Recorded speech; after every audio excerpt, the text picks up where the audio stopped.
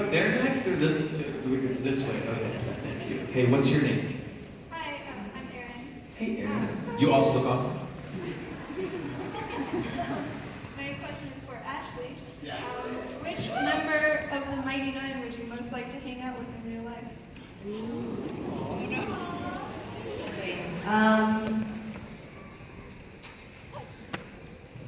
Molly.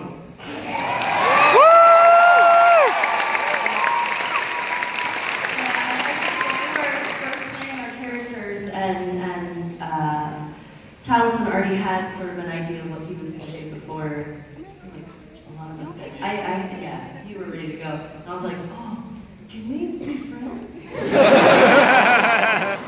Yeah, no, and I definitely knew we would end up, it was kind of inevitable once. I came up with Molly back in campaign 1, so. Oh, yeah. I was ready. But definitely, I mean, Jester, too, is so wonderful. I love Jester.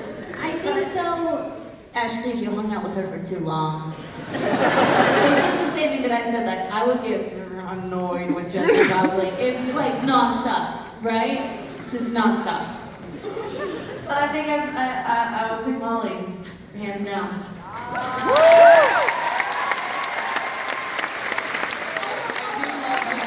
She's calming down a bit the more she's hanging out with the rest of the 99, so at this point, Sure.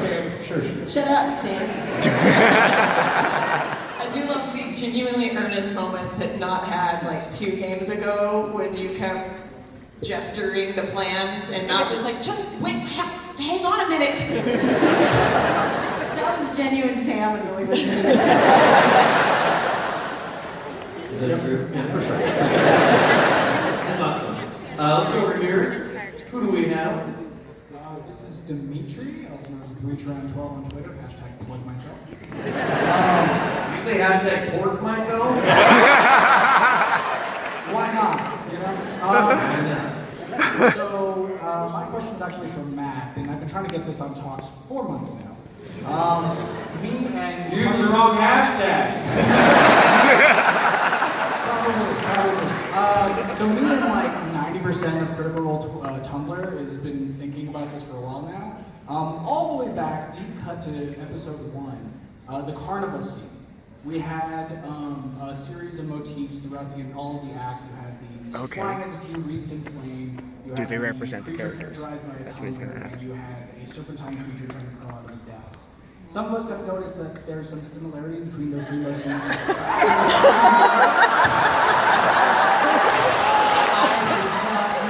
That is brilliant, Matt. So we're wondering if this is like foreshadowing or just another thing of, oh, I didn't think too much into it, but that's cool. That was intentional.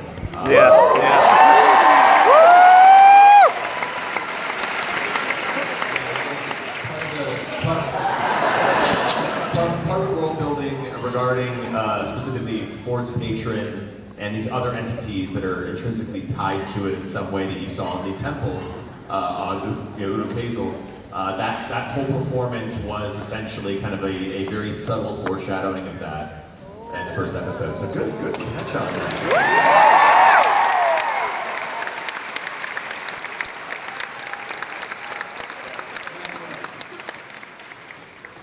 I feel really stupid that none of us realized.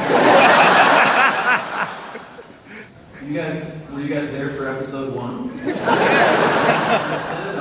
other things going on in our brain, Brian. Everyone was trying to figure out their accents. I was just. Hi, I'm Molly Monk.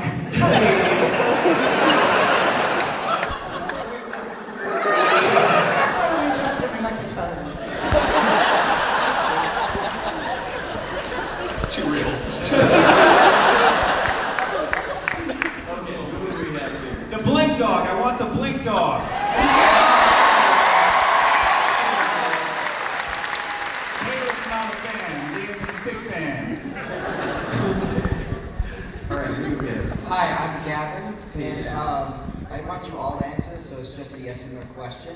What are your guys' opinion on wearing hats? How is that a yes or no question?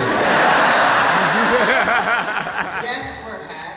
No, wear hat. In game or real life? Are we talking about you to Annie? Like, are you having trouble deciding whether it's working? I don't know. Yeah. Well, take it off. Okay. I put it on. Yeah, let's Now see. take it off. I put it on. Take it off. Put it on. Take it off. Put it on. We're going to start with Matt. Let's rule on, is it Gavin? Yes. We're ruling on whether or not Gavin should wear the hat today. Yes? It's a really hard decision. I mean, both avenues. Come here! We'll say yes. Okay, we have a yes, Travis. Yes.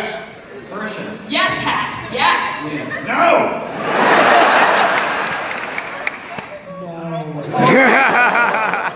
No, that's great. That's great hair. What's on the hat? It's a straw hat, cross and bones. Yes.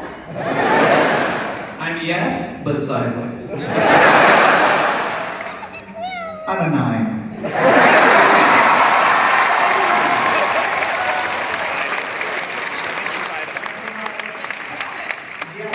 So yes, one. Gavin, you, the hat can stay.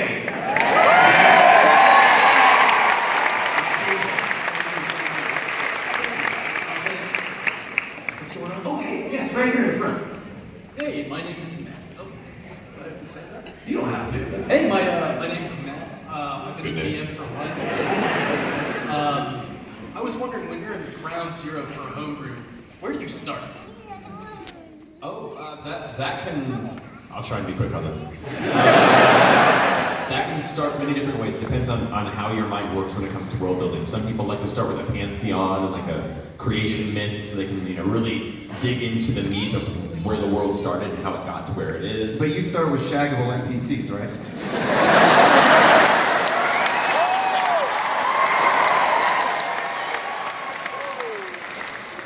Some people also prefer to start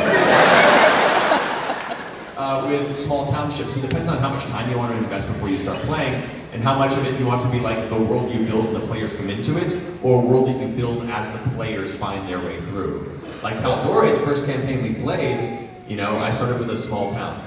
And we played a few games in that town, and then when they left the town, I built another town, and then kind of built out from there until eventually I had an actual, continent. The current campaign, Wildmount, I had a little more time to prepare for it, but it depends on how much time and effort and energy you want to put into it, how much time and effort and energy you have to put into it. So me, I prefer to start small and expand, but some folks like to start big and then go macro. So you just got to find your own preference. Good question. What's your name? My name is Steven, and Can you put the mic a little closer to him if you don't mind? hello. I was just wondering from Matt. So I'm a DM, and watching you has utterly consumed my life into DMing, and so it's a curse and a gift. But I was wondering.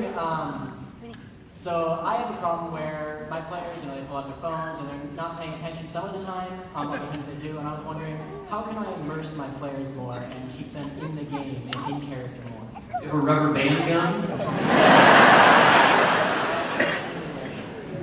There are a number of tricks, and it depends from table to table, because some players will be more receptive than others.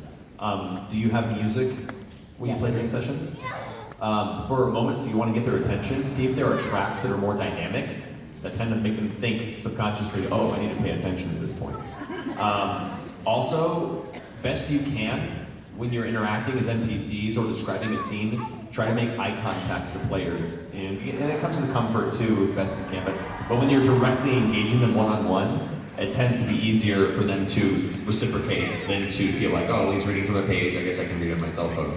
If it becomes a serious problem and you're feeling like maybe there's a level of unintentional disrespect towards the effort you're putting into it, you can request maybe the players put their phones away during the session, and then collect them at a break or when you guys are finished per se.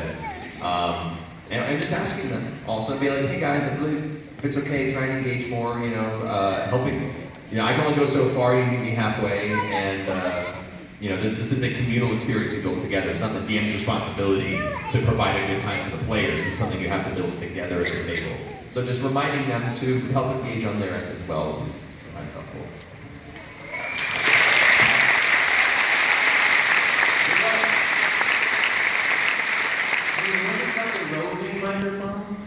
Can someone go up to the top and just grab a question? We'll get one more question. Just from somebody at the top up there. If you have a question, once you see the orange shirt person, raise your hand. I just want to make sure you guys are included. Over here, what is your name? Hi, my name's My name's Levin, and I was wondering for Taliesin, how would Taliesin, not Taliesin, how would you guys have never met? Wait, what? That's a good question. Judy and Caduceus have never Oh, met. I think we would lose Caduceus into a basically like that scene in the summer camp with the tape recorder. I have no idea what you're Oh God. Red Hot American Summer. Yeah, thank you, Marisha. Where it would literally, I think he would just start getting Carrie to say things and then like slowly start building a song out of it. And that would be the end of the session. Just like back, yeah. This is great. Oh, this is great. This is great. Yeah, this is go.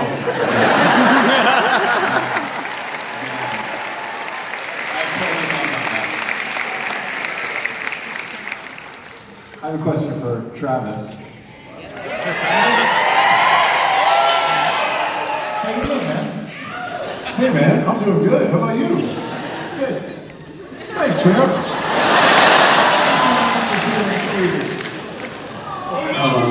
Hold your hand up if you have a Travis. Who has a Travis question? I got one up top. Go ahead, right here. Hi, Travis. This is my daughter, Winnie. This is her dog. This is hers, not mine, although it is very cool. Travis, you're probably not going to like me after this question. But after a certain Kickstarter got over 1 million, I was just wondering what the plans were for Travis's amazing haunted house.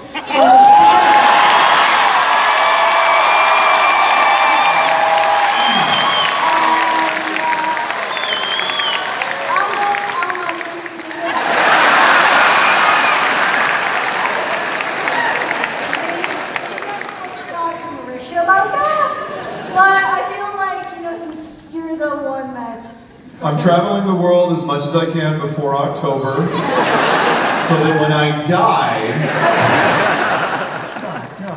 I don't know, they won't tell me anything. They won't tell me anything! Richard, you want to follow up on that? I heard that Universal Halloween Horror Nights reached out to you guys. That's wrong! Yeah, we're talking Halloween Horror Nights. Okay. There are layers to this. That's all I'm gonna say.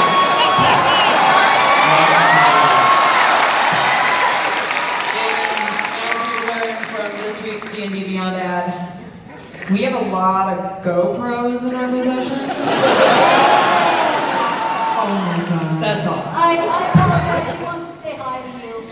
Hi!